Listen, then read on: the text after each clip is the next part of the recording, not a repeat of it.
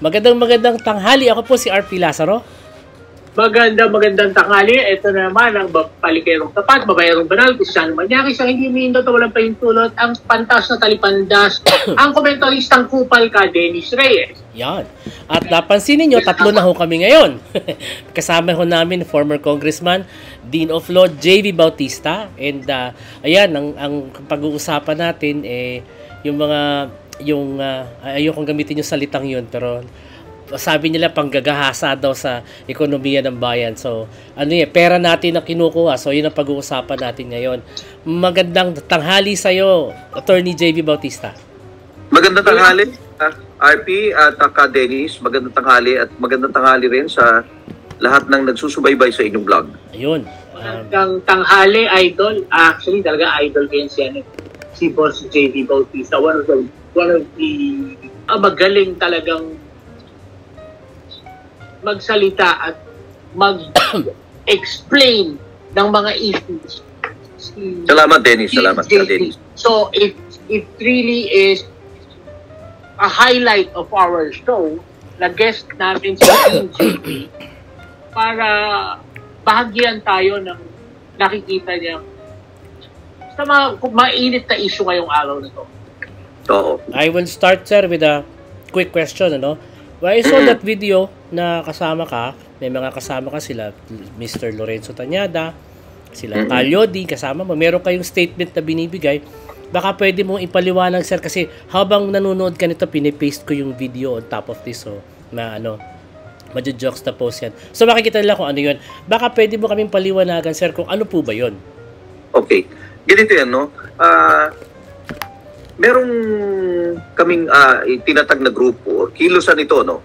Ang tawag namin sa grupong ito ay Artikulo 11 or Article 11. Ngayon, ano ba yung Article 11? Kanina tinatanong ni Iga, ni Arnold Clavio, para yatang Artikulo 1 yan nung kay Antonio Luna, no? Medyo malapit doon. Kaya lang yung Artikulo 1 kasi, hindi naman Constitution yun. Articles of War yung sinasabi niya.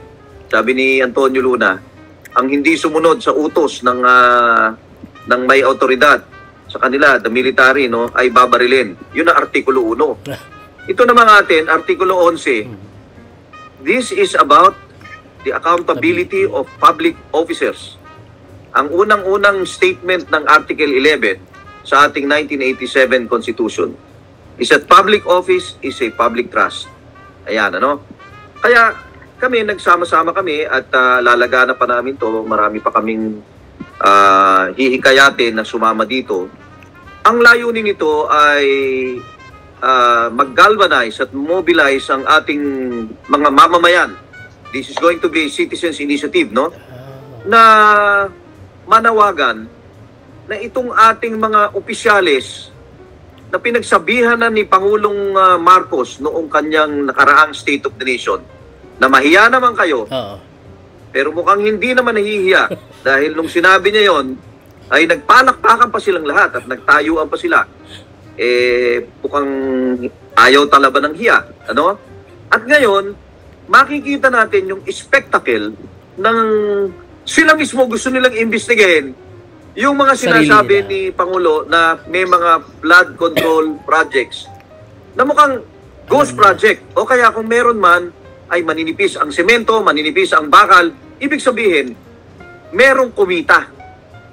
Ngayon, pagka hinayaan natin ang mababang kapulungan o yung kamara na tinatawag ng Kongreso, yun ang House of Representatives, andyan ako dati At saka yung Senado, na sila lang ang mag-imbestiga dito sa kontrobersiyang ito, dito sa malaking usapin na ito, ng kumikita sa public works projects. Parang hinayaan natin na yung nagnanakaw mag-imbestiga sa sarili niya. At imbestigahan yung kanyang mga kasamahang kawatan. Ganun na mangyayari. Bakit, RP at Dennis? Ganito yung nakawan ng public funds, nagsisimula yan sa budget Okay? Kaya ito, very timely kasi budget hearing ngayon, nag-uumpisa na ang budget hearing ng Kongreso. Okay? Magpapatuloy yan hanggang umabot tayo bandang Nobyembre, Disyembre, ganyan. Hanggang Disyembre, usually natatapos na yan.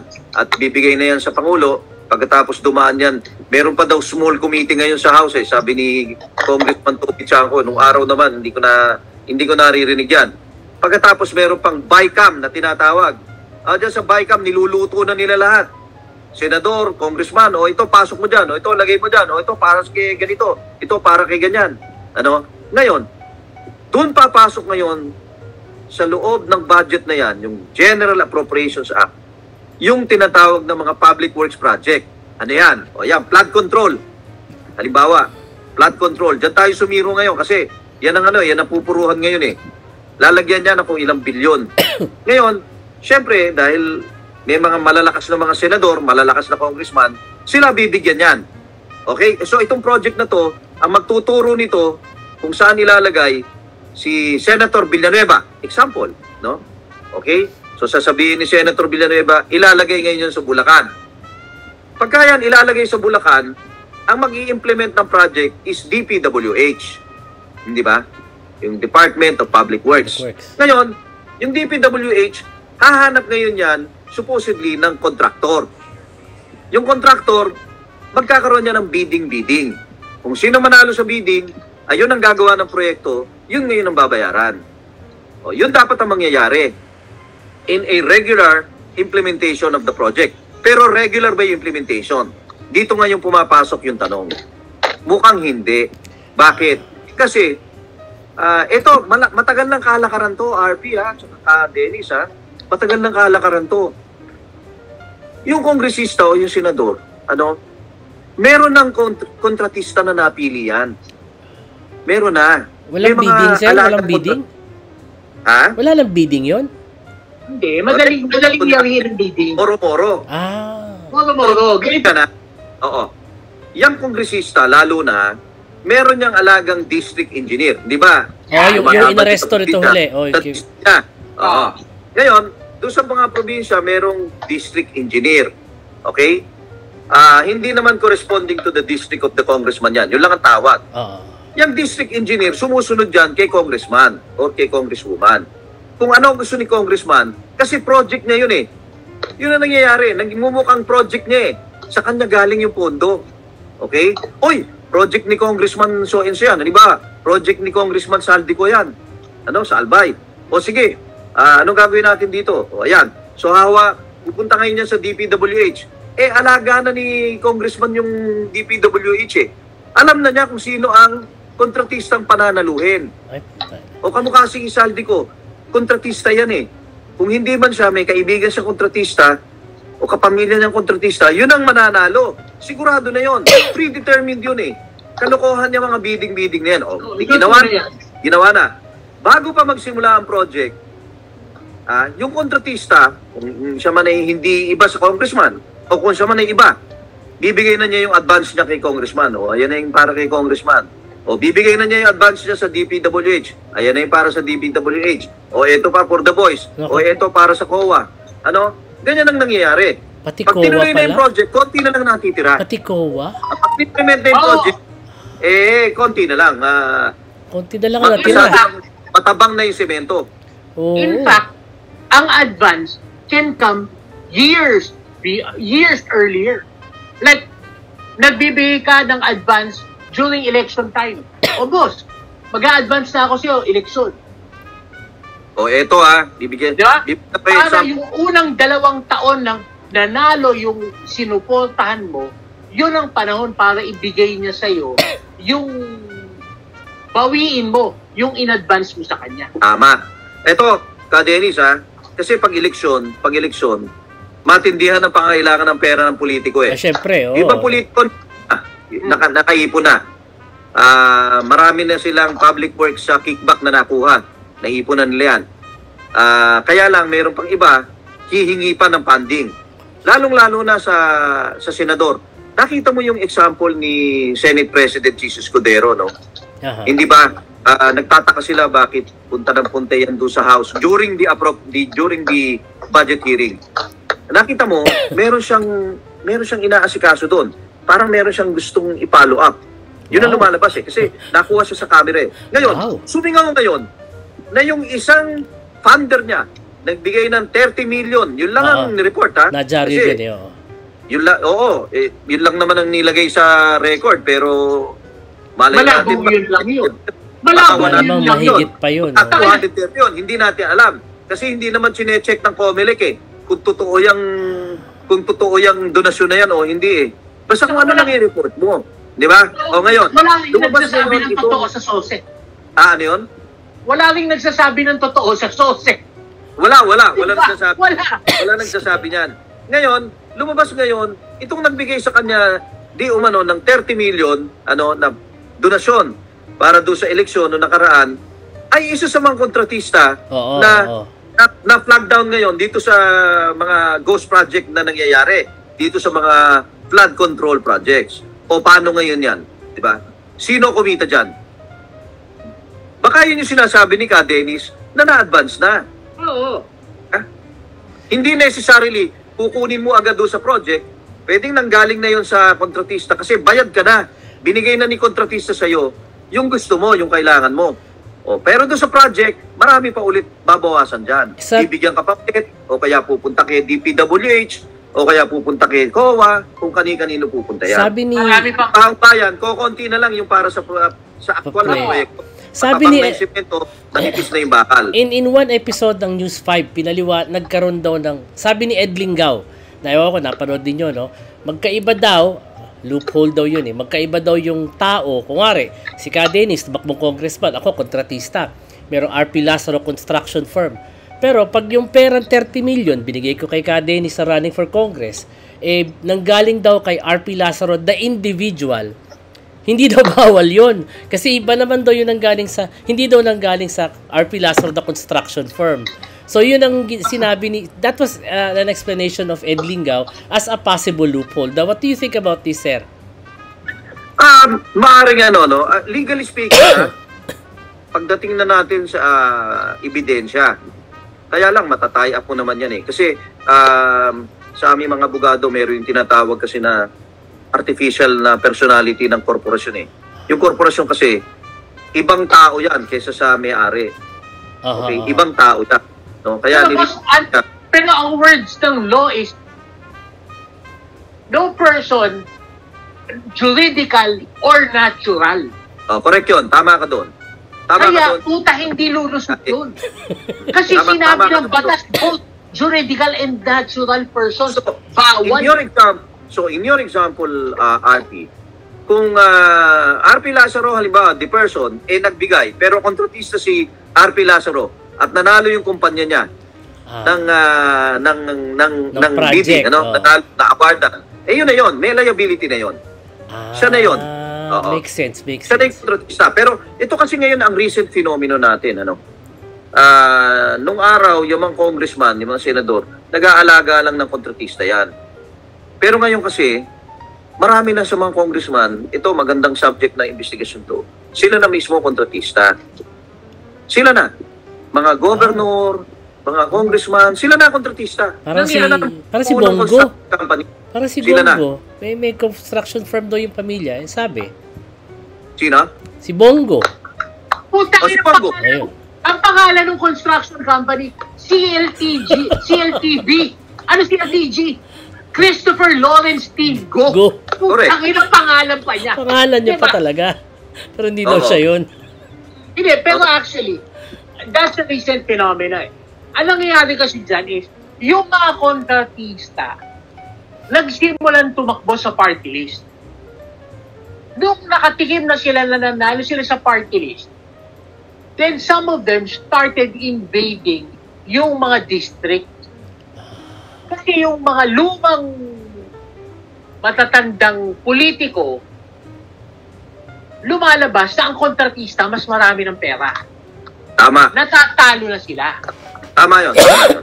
So it's a recent phenomena. Actually, kung titignan mo, pati yung ganyang rate ng National Treasury, nagsimula yan ng ganyang kagarapal panahon ni Tigo. Kasi I remember, yung DPWH, sobrang higpit ni Babe Singson na ang mga kontratista nun, puta, talagang tumatanggap na lang sila ng kontrata just to survive. Kasi noon, sobrang higpit ng TOR, Terms of Reference, na dahil kontratista rin siya si Babe Singson nako-compute niya na ang profit margin lang ng kontratista is 5 to 10%. O teka dyan, sisingit lang ako Sisingit lang ako. Yung si Babe Singson, panahon ni Pinoy yan, di ba? Pinoy, panahon ni Pinoy. Hindi ba si Pinoy dapat yan ang pinakamalinis natin na presidente dapat, di ba? Supposedly. Di ba sabi niya, walang mahirap. Sabi niya. Ito naman. Tandaan nyo, kailan pumutok yung Napoles? Panahon Hindi ba panahon din ito? Panahon ni Pinoy, oo. Dalawang klase ang public ang pondo na binibigay. Dalawang klase ang pondo na binibigay sa isang kongresista tsaka senador Yung una yung tinatawag na soft project. Soft, no? Ito yung mga project na bibigay sa iyo yung pera, gagamitin niya ng congressman pangbili ng mga bomba ng tubig, pambili ng mga fertilizer, pambayad para sa ospital, pambayad para sa mga scholar. Ayan, soft yan. Kasi cash yan binibigay Meron naman yung tinatawag na hard. Yung hard project, yan ang mga public works. Yan ang dumadaan sa DPWH. O ngayon, yung kay Napoles, hindi yan mga hard. Puro mga soft project yan. Diyan pumasok yung mga kamukha ng mga fertilizer scam. Diba? Yung fertilizer scam, kamukha, bibigyan yung congressman. O, ang fertilizer allocation mo, bibigyan kita ng 50 million. Pambibili mo ng fertilizer yan, pamimigay mo sa mga magsasaka sa distrito mo. Pero, pasok si Napoles. O, congressman, hindi mo na kailangan gawin yan kasi ito na yung pera, ito na, bibigay ko na sa iyo yung 40 million. Halimbawa, o 35 million, bibigay na niya, advance, ano? Si Napoles ngayon ang gagawa ng lahat ng papeles. Meron siyang mga kunyari, may cooperative. Yung cooperative yan ang mananalo na beneficiary o awardee ng fertilizer.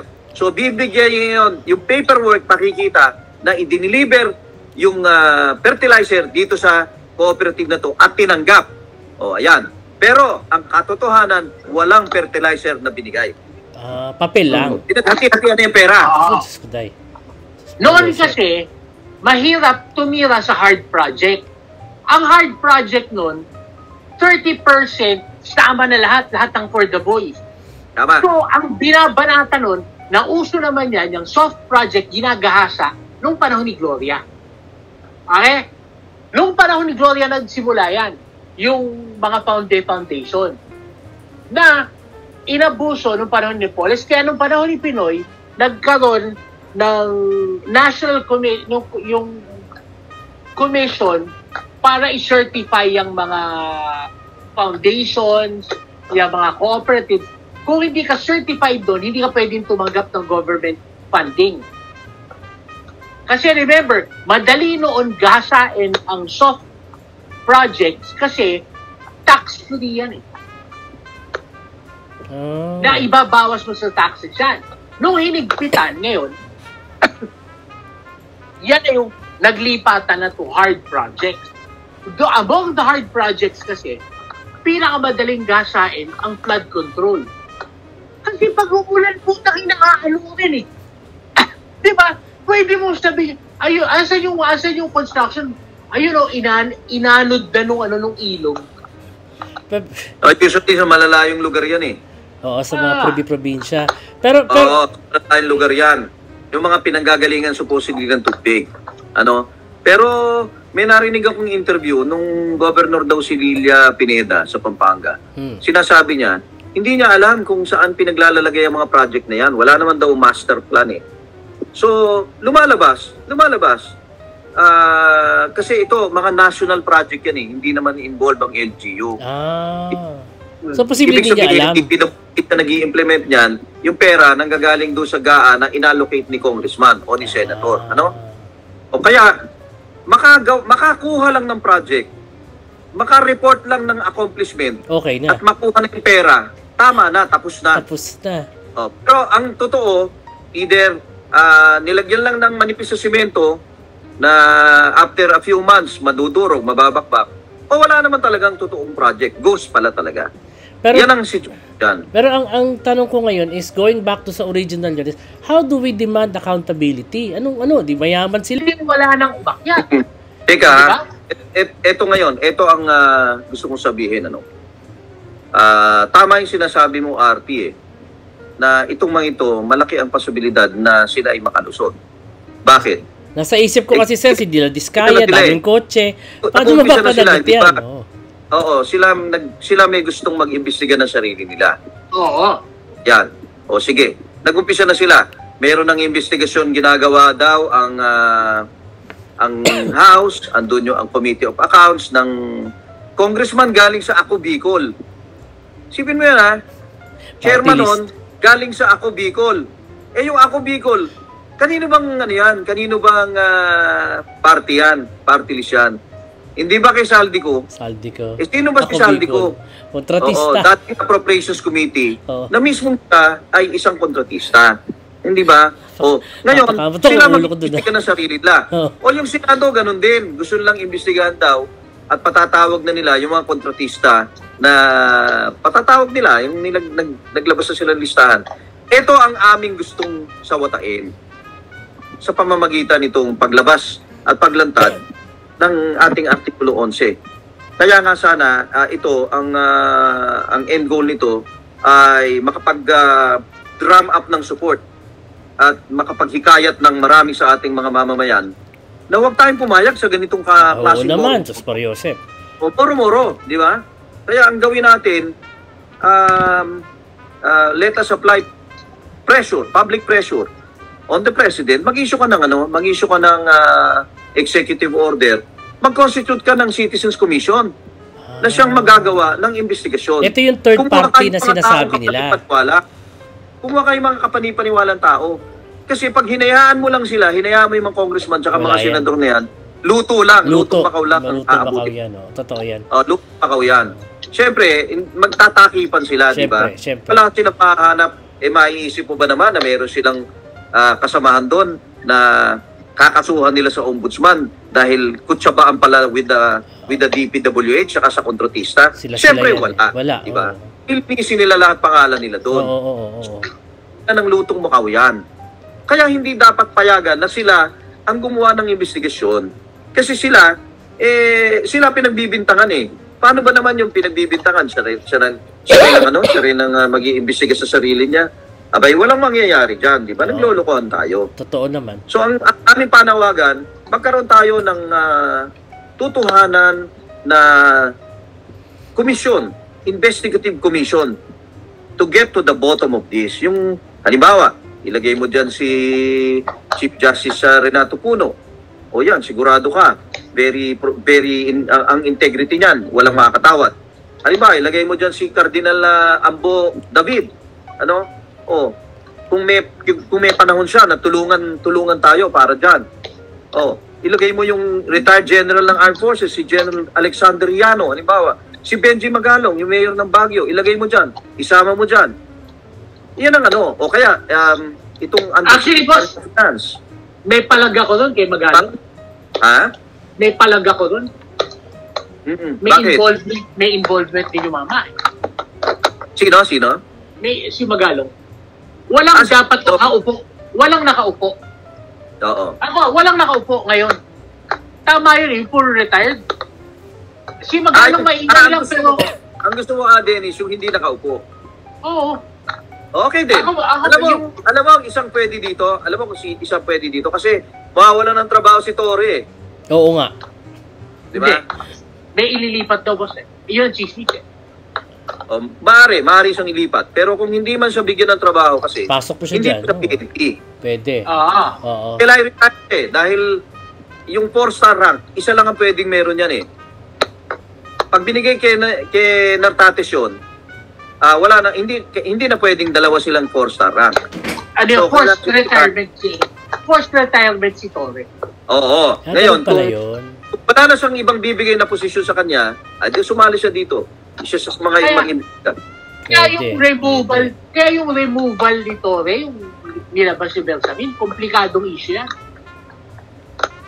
Hindi ganun kasimple kasi forced retirement yun eh.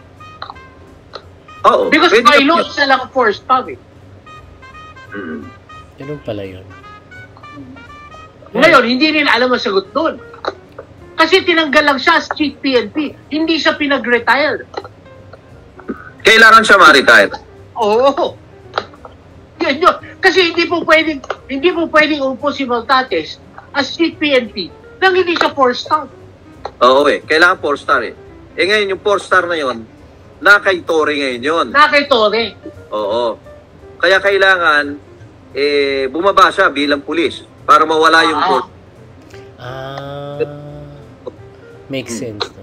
Pero ako kasi sir, naghahanap ako ng mapaparusahan as a citizen nakakasamaan ng loob na ninagnanakawan tayo sa harap-harapan tapos sila magsasalita sila na hindi we're doing this for you. Syempre mga ganung BS, alam naman natin na naglulukuhan lang, matataki pa ng ganyan. Saan bang pwede namin asahan dyan na may na kalalabasan na meron man lang bang makukulong kahit isang kontratista? Ako ba makikita ko si Diskaya na humihimas ng rehas imbis na payong ng Rolls Royce? Alam mo, dapat meron. Ako, I'm with you there, no? Mag-isa tayo dyan. At saka ako nga, nung sinabi mo na gusto mo dito sa iyong vlog, kasi syempre ito, mapapalaganap ito, pakalat ito, maraming makakapanood dito, yung iyong mga followers, makikita to. At sana, kasi nakita namin, yung mga pinopost natin na coverage, halimbawa ng ABS-CBN o kaya ng GMA7, doon sa nangyari kahapon, marami talagang pumapayag eh. Marami kaming nakikita na gusto nila itong panawagan na to. Kasi alam mo ngayon, in the age of social media, hindi ka mukha nung bata tayo, siguro ka Dennis, ikaw, pag halos we're of the same generation, nung tayo mga estudyante, ala namang internet eh. No? Wala. Kaya tayo noon, internet. Pagka naggalit tayo, lumalabas tayo sa kalye. Kalsada. Nagkakaroon tayo. And bumoboto tayo sa ating, so to speak, sa ating mga paa. We vote with our feet. Di ba? At saka, napapagalaw natin ang politika sa pamamagitan ng ating pagkilos, lalabas tayo sa kalye. Pero now, of information technology, mukhang nagbabago ang anyo ng pagpuprotesta ng tao. Saan ganyan, yung pagiging viral natin sa social media, kung minsan sumasapat na yan eh. No? Merong ibang lalabas, marami mga milyon-milyon naman ang nananawagan, wag lang trolls kasi marami rin trolls ngayon. Marami troll farms eh. Wala yun.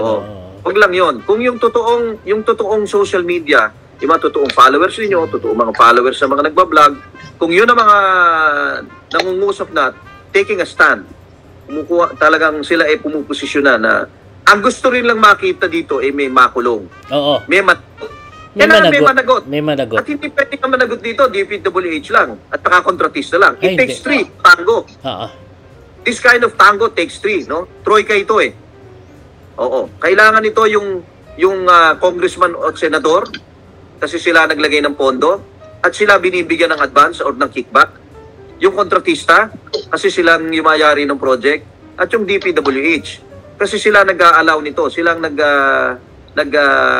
pumapayag na mangyari ito. So yung tatlong yan, kailangan yan mapanagot. Ngayon, ang paraan dyan, syempre, pagkatapos ng investigasyon, ibibigay ngayon yung resulta ng investigasyon sa Office of the Ombudsman. Para makasuhan. Office of the Ombudsman, titignan na ngayon yan. Kasi ang batas ng Ombudsman, alam mo, kahit na anonymous letter, obligado silang aksyonan. Pagka may sumbong. O kung ito, ang gumagawa mga credible, mga pinaniniwalaan ng mga individual, kamukha ng isang retired na Chief Justice o Cardinal ng simbahan, o retired na Chief of Staff ng military. Abay, kahit paano naman, kikilos ang Ombudsman. Hindi ba? At pag kumilos na yan, dyan na natin makikita. Kaya nga, importante rin kung sino ang magiging yung i-appoint na bagong ombudsman. Kailangan yung after ni Martires. Oo. Plus, ngayong nabanggit mo naalala ko lang, feeling ko talaga, inantay mag-retire si Martires bago paputukin lahat. Kasi kung pumutok ito bago mag-retire si Martires, walang nangyari. Kaya lang, hindi ko alam kung may kinalaman yung baha doon sa pag-retire ni Martires eh. Kasi ang nag-trigger ng baha, Dennis, ang nag-trigger naman ito, tandaan mo, yung nakaraang mga baha. Halos malunod ang Maynila at maraming lugar sa Pilipinas. Kaya naman, pagkayari ng baha, sumampa na si BBM doon sa kanyang State of the Nation address, SONA. At doon na niya sinabi na tingnan nyo naman, nalulunod na ang ating mga kababayan. Maya naman kayo. O yun ang nag-trigger eh. Sunod-sunod na yun after that eh. Hindi ako sigurado kung kinainin yun sa retirement ni Martires. Ilang beses nang nalulunod ang Pilipinas eh. Nalulunod ang Pilipinas sa Cagayan. Diba? Mas malala yun yung Cagayan. Yung, may iba pa yung...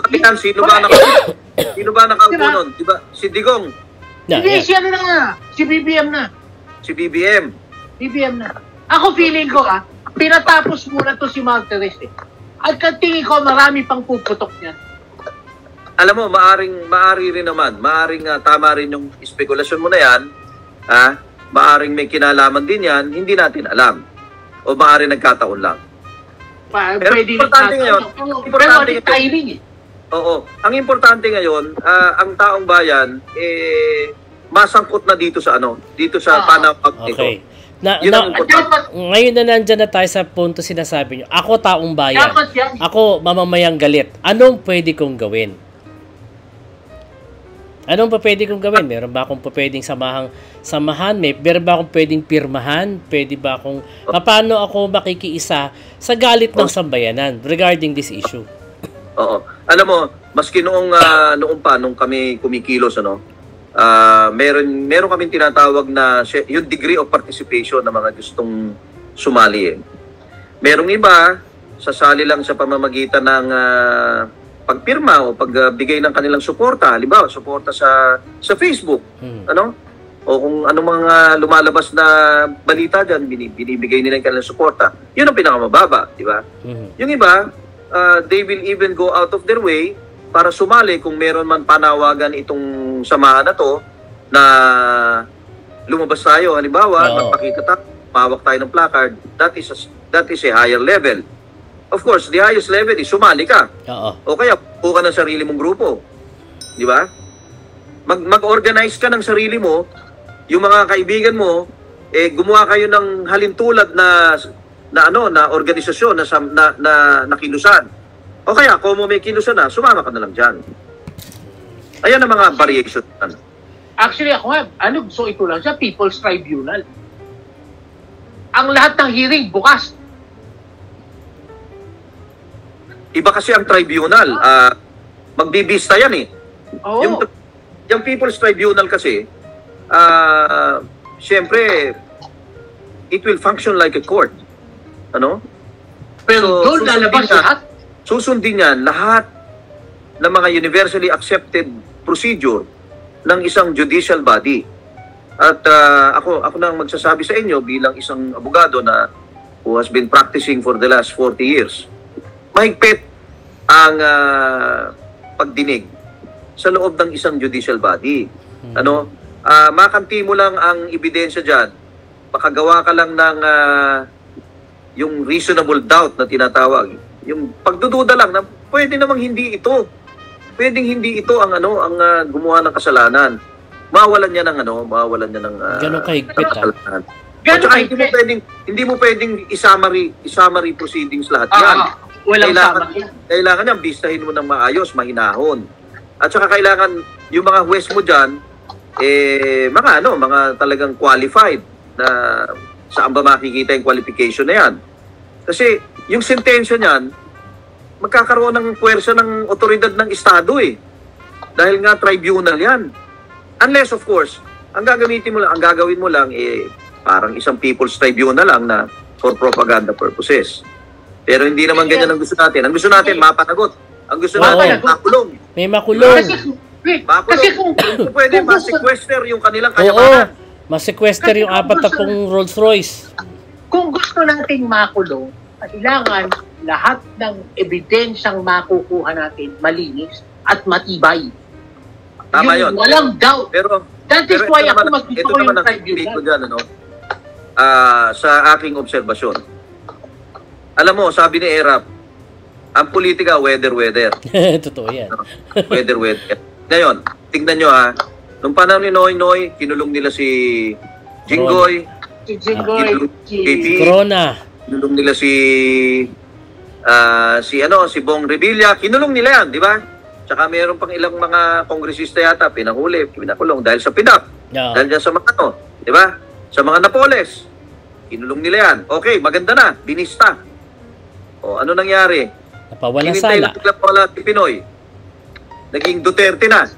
O nung Duterte na, ano nangyari? Inayos na yung mga kaso nila. O nakalaya na. Nakalaya. Nakalaya na. O baka ganyan din mangyari. Pagka meron tayong mga nahuli at may mga naparusahan, o binibista pa lang, pagkatapos naging presidente si Sara Duterte, naku po. Tapos. Diyos ko po. Oo. Tapos ang maligayang araw natin. Wala na naman. Palalayain na naman yan. Bakit? Kasi susuportahan nila si Sara Duterte. Hindi kasi kaya ako gustong tribunal. Yun ang kailangan natin putulin. Ng batas, ang hustisya sa Pilipinas, transactional. Hindi dapat Alam mo ka, Dennis, Diba? kuya mo, ang kaya lang gumawa niya na ICC. Kangina tignan mo. Ang Tignan mo.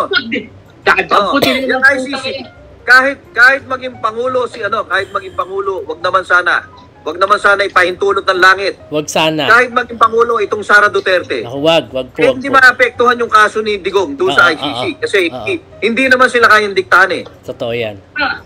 Kaya nga ako nagpapasalamat na mayroong matatapang tayong kababayan na dumulog doon.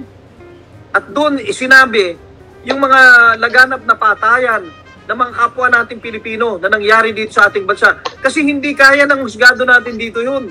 Hindi na. Pag dito mo ginawa yun, Gagapangin yan. oras na sumampa na naman si Duterte, wala na naman yan. Kangina walang witness na mabubuhay, lahat yan patay. Totoo. Pati fiscal yan, patay. Pati judge yan, patay. Ngayon nga lang, ilalayo pa ba tayo? Tignan mo ang ginawa nila, winalangya nila yung impeachment, di ba? Winalangya nila yung impeachment. Yun ang isang pamamaraan para yung Artikulo 11, mapaano natin?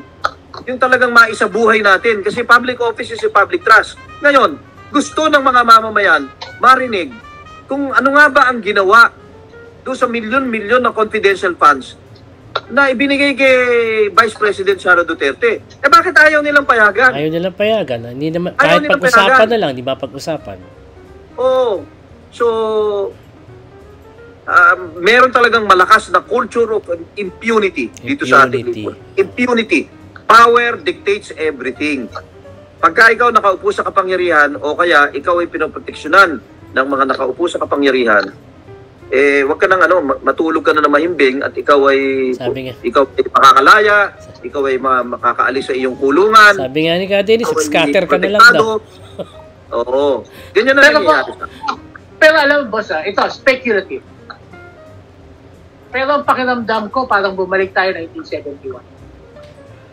Bawat panahon sa ating bansa, sa ating lipunan, ay unique Meron siyang sarili niyang mga katangian or characteristics, no? Kasi iba na ang mundo ngayon kaysa noong 1971. Hindi mo na makikilala. Kung ikaw, tayo nabuhay tayo 1971. Pero tignan mo ang mundo ngayon, hindi ganyan. Hindi ganyan ang 1971. Ang 1971, panahon yan na ang aktivismo sa mga campuses dahil na rin sa Vietnam War at dahil na rin doon sa mga rebellion, mga Woodstock culture doon sa Amerika. Talagang ang mga kabataan, meron talagang pagka-rebelde sila, inorganize yung NPA, inorganize yung mga guerrilla movement, lumaban, inimpose yung martial law. Iba ang labanan noon. I'm not saying yung particular. Oo. Pero yung feeling of unrest and yung Galit. Ganito ka, Dennis eh. Ako, ang frustration ko ngayon. Yung frustration, feeling of frustration. Oo. Hindi ko maramdaman, hindi ko makita yung unrest. Ano? Parang tayo ngayon ito medyo nahihiya rin ako sa panahon natin. Lalo na yung mga generasyon ngayon, masyado nang lulong sa entertainment, lulong sa media, lulong sa social media, lulong sa mga mall. Ibig sabihin, kukunti na yung partisipasyon sa civic sphere. Kukunti na partisipasyon sa politika. Parang wala na sila masyadong pakialam. Sasabihin lang, ay, mga magnanakaw lang naman talaga yan eh. Tapos wala silang gagawin. Yun ang nakakalungkot kasi parang nano-normalize na natin na-institutionalize ang corruption, tinanggap na lang natin. Institutionalize na. Oo, pumapayag ng tao, sinasabi ng tao, mo na, hintayin na lang natin susunod na eleksyon. Pero alang napaparusahan, lahat sila nakakalusot, lahat na magnanakaw. Nanonormalize sa pagnanakaw eh. Yan ang nakaka-demoralize. Kasi lalo na tayo kasi medyo umiidad na tayo, no? Hindi na tayo yung kamukha ng mga aktivista noong araw, noong mga 1970s, 1980s, na lumalaban tayo sa mga kapangyarihan. Ngayon kasi, yung kapangyarihan masyadong namamayagpag na lang sa taong bayan. At ang taong bayan ngayon, para lang addicted lang tayo sa masarap na buhay sa mall, di ba? Yung nakakapag-Facebook tayo, nakakapag-Instagram tayo, nakakapanood tayo ng kung ano-ano. In other words, we are sufficiently entertained. Yeah. Pero yung nangyayari sa ating lipunan, hindi na dapat involves citizens involvement and participation, hindi natin magampanan. Paano kasi, sir, if you think about it, at least from my perspective, na nung araw, alam mo kasi nung kalaban mo, maliwanag ang itim sa puti. Ito, martial law, ayan, tapos. Alam natin lahat ng kalaban. Ngayon, parang ang kalaban mo, multifaceted. Ang dami mong kalaban sa lahat ng kanto. Sino ba talaga kakampi natin? Oo. Tsaka tama si Idol. Maraming outlet. Tangina kaysa kumilos, kaysa mag-rally, magti-TikTok na lang yung mga bata. Diba? At saka yung kasi, ngayon, yung mga politically involved, no? Ang problema, Duterte yan, DDS yan, o kaya Dilan yan, o Pinklawan yan, polarized in so o kaya many ways. Letis yan, iba-iba ng iba-iba. Label. Ngayon, para nga dito, just to bring this around at maibalik ko doon sa ating pinag-uusapan ngayon. Ngayon, tama ka naman, RP, na noon, madaling makita kung sino kalaban. Ngayon, ang gusto kong sabihin dito, ang kalaban natin ngayon ay ang talamak na korupsyon. Ngayon, yung talamak na korupsyon, bibigyan natin ng mukha yan. Ang mukha niyan, si congressman at saka si senator na mga corrupt, no? Yung mga sila mismo kontratista at saka may alagang kontratista at saka yung mga nasa gobyerno, lalo na sa DPWH, na pinapayagan itong mga nangyayaring ito ng pag-raid sa ating public offers. Yung sinasabi ni Ka Dennis na ginagahasa ang ating treasury. Yan yun. Yan ang kalaban natin muna ngayon. Siguro pagdating ng ibang araw, babakbakin natin ang sistema para umigi ito, para gumanda ito. Pero sa ngayon, let us choose our battle, one battle at a time. Kasi malaki na yung problema eh. Malaki na. Pero ito kasi, lumalabas, pati Malacanang sumasali. In fact, sila nga nagpaumpisa eh. Ngayon, kung sila nagpaumpisa, maganda yan kasi pwede mo nang panawagan sa Malacanang. Kung talagang totoong seryoso ka doon sa iyong sinasabi na yan ay pananagutin yung mga nagnakaw ng mga public works project, ng mga flood control project, ay sasama kami dyan. Sasama ang taong bayan dyan. At kami ay susuporta sa lahat ng inisyatibo na tungo sa direksyon na ito. Sukdulang kami ay manawagan na magkaroon tayo ng isang independent Citizens Commission para siya ang gumawa ng investigasyon at wag ang Kongreso at Senado. Sinabi din naman ni Sandro Marcos na alangan naman doon imbestigahan nila yung sarili nila. Actually, narinig ko sa kanya yan, sinabi sa interview eh. Totoo nga naman, kung nasa ranggo ninyo yung magnanakaw, bakit naman kayo mag-iimbestiga? Di syempre, magtataki pa niyan. Kakahiyaan sila eh, di ba? Oo, magtataki pa niyan, sigurado. Sigurado namang may malinis doon. Sigurado namang may malinis doon, ano? Oo. Ngayon, ang problema mo doon, kung siya nag-iimbestiga, yung katabi niya, yung dalawang katabi niya sa kaliwat kanan, yun pala ang mga kasapakat. Paano niya ituturo yun? Di ba? Oo. Alam mo, ako, Dennis, galing ako sa Kongreso, ha? Nung ako, kaupo ko dyan, binakbakan ko agad yung chairman ng Defense Committee. At that time, si Congressman Butch Pichay. Kasi noon yung linalabanan namin si Gloria Macapagal-Arroyo, no? Mag-iimbestiga daw siya ng ilang mga participants sa nagkuku, ganyan. Pinapaano ko siya? Nag-move ako to inhibit him kasi earlier during the day, narinig ko on my way to Congress, narinig ko ini-interview siya ng radyo. Ay sinasabi na niya, hindi, walang kasalanan itong mga ito. Ay hindi, ito, walang kasalanan. Wala pa eh. Sabi ko, ba't ka pa mag-iimbestiga eh? Gumawa ka na ng iyong mga conclusions. So mag-inhibit ka, Mr. Chairman. Ayan. Na-outvote ako, no? Maski yung mga kasamahan ko sa minority, hindi ako sinuportahan. Ngayon, yung isa kong party list na kasamahan, ibang partido, hindi yung partido namin. Hindi ko nasasabihin ang pangalan. Matagal na siya sa Kongreso, nakaka-second term na siya. Sabi niya sa akin, JB, ikaw kabago-bago mo lang sa Kongreso. Hindi mo alam kung paano tumakbo to, sabi niya. Huwag mo gaganon yung chairman ng committee. Kasi sabi niya, dito, bigayan tayo dito. Pagbibigyan ko sila, pagbibigyan ka nila. Pagbibigyan ka rin nila. Na ipapasa mo, o hihingin mo, pagbibigyan ka nila. Pero kailangan, pagbibigyan mo rin sila. Huwag yan ma-inhibit ka ng chairman. Alam mo, sabi ko sa kanya, ito, mama, sabi ko sa kanya, ma'am, kasi mas matanda siya sa akin eh. Ako nagpunta sa Kongreso, hindi para makisama sa inyong lahat. Hindi yun ang pinunta ko dito. Ang pinunta ko dito, ipaglaban yung interes ng ating maliliit na mga kababayan. At kung kinakailangan na banggain ko, lahat ng mga miyembro dito, babanggain ko. Pero hindi ko kailangan gawin yung sinasabi mo. O, yun. Kaya ako, naka-isang term lang ako eh. Tama na eh. Pagkatapos to, hindi na. Hindi na nakaulit. Hindi ka nakikamot sa likod nila eh. Hindi ka rin nila kasi meron din silang tinatawag na parliamentary courtesy. Diba? Which sounds like corruption to me. Dennis, pagkalang gusto nila yan. Halimbawa, ito ako, former member of Congress ako, Si Toby Chanco, incumbent member of the House. Okay? Pumunta kami sa hearing ng Senado kasi pinagtatanggol namin noon si Vice President Jojo Binay. Dahil pinagtutulong-tulungan siya ng mga nila Cayetano, nila Yanes, dahil sinisira siya, winawasak niya. Siya. Winawasak nila at ang nangyari tuloy, akala mananalo na si Marojas. Ang nangyari, nakalusot si Duterte. Kami as members of the House and a former member of the House, may privilege kami na pumasok doon.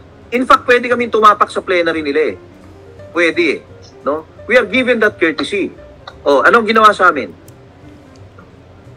Nung ayaw na nila yung presence namin dalawa ni Congressman Nadia, in-escort na kami, pinalabas na kami ng mga usher nila. Yan ba parliamentary courtesy ba yan? Bawal yun. Yung parliamentary courtesy, ginagamit lang nila yan pagka nakakabuti sa kanila. Pag hindi nakakabuti, wala yan. Wala yan. Nakita mo nga si Escudero, kung lait-laitin yung house, gano'n na lang di ba? Para akala mo mga mas mababang uri ng official yung mga house kaysa sa kanila. Parang mas tutang Senado eh. Hindi naman gano'n dapat kasi co-equal yan eh. Pareho lang yan. Nagkataon lang, malaki lang yung constituency ng mga senador. Pero hindi ibig sabihin, mas mataas ang senador sa Kongreso. Kasi may mga poder ang Kongreso na hindi nila kaya. Hindi nila kaya gawin.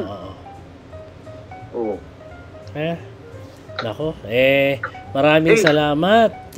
Attorney JB Bautista, it's been very enlightening, no? Medyo nakakasama ng loob pero sir, I will give you the last few minutes if kung meron kang panawagan, kung meron kayong website or anything that pwedeng puntahan ng tao, please do mention. Ito pong aming binubuong na Artikulo 11 rito. Ito po'y bagong samahan pa lamang, no? Wala itong opisina, kami nagmi-meeting lamang. Kami humihikayat pa ng ilang mga personalidad pa para makasama namin dito upang mapalakas ang tinig ng taong bayan na sabihin na huwag tayong pumayag na yung mga pinagbibintangang nagnanakaw sila na ang mag-iimbestiga ng mga magnanakaw.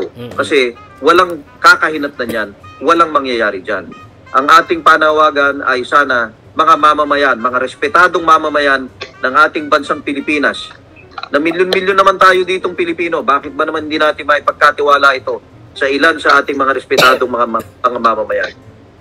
Kami nananawagan, lalo na sa mga taga-subaybay ng inyong vlog, na suportahan ito, no? Sumama kayo. Pagka meron kami mga anunsyo, ipapakalat namin yan. Kung meron mga pagkilos, ipapakalat natin yan upang magkaroon kayo ng pagkakataon na makapag-participate at sumama dito. Pero sa ngayon, ipahiram nyo ang boses ninyo sa mga sinasabi ng ating mga kababayan, mga sinisigaw ng mga kababayan natin, na huwag tayong pumayag, na lukohin tayo sa pamamagitan ng mga bogus na investigasyon ng mga congressman at mga senador.